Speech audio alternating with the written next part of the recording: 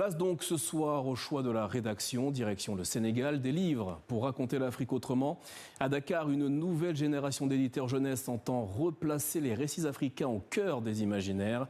Parmi eux, la maison d'édition Saraba, fondée en 2022. Elle enchaîne les distinctions internationales. Reportage de notre correspondante Alison Fernandez. Stylée à la main, Audrey Sarraud donne vie à ses personnages. Cette illustratrice dakaroise d'une trentaine d'années s'est spécialisée dans l'univers de la littérature jeunesse. Des couleurs éclatantes, des scènes de la vie quotidienne, son univers joyeux représente les réalités du continent. Son dernier album cherche justement à déconstruire les clichés sur l'Afrique à travers le voyage d'une jeune cigogne qui effectue sa première migration sur le continent.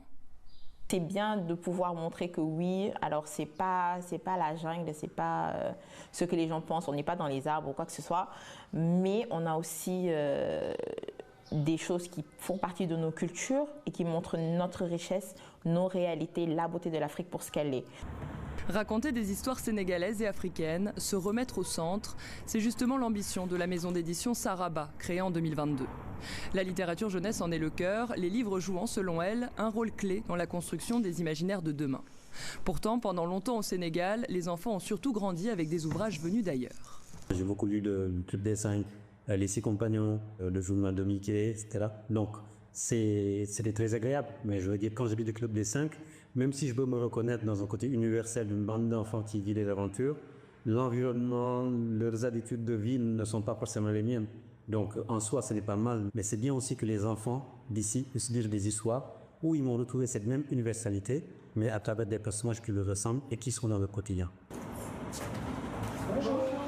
Propriété d'un grand groupe français, Saraba vaut aujourd'hui la moitié de son catalogue commercialisé en France. Une circulation des livres qui inverse les habitudes. Il sursauta, il regarda autour de lui.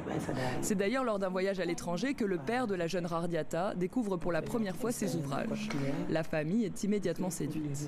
Ce sont des contes que nos grands-mères nous faisaient. Peut-être on a oublié certaines histoires, on essayait tant bien que mal de les transmettre à nos enfants et à ma fille.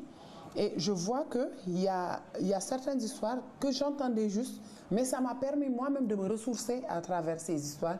Aujourd'hui, les ouvrages de la maison d'édition sont également disponibles en Côte d'Ivoire, au Bénin, au Togo et au Cameroun, mais leur diffusion reste limitée aux grandes villes, un défi qui reflète les contraintes structurelles qui pèsent sur la chaîne du livre en Afrique.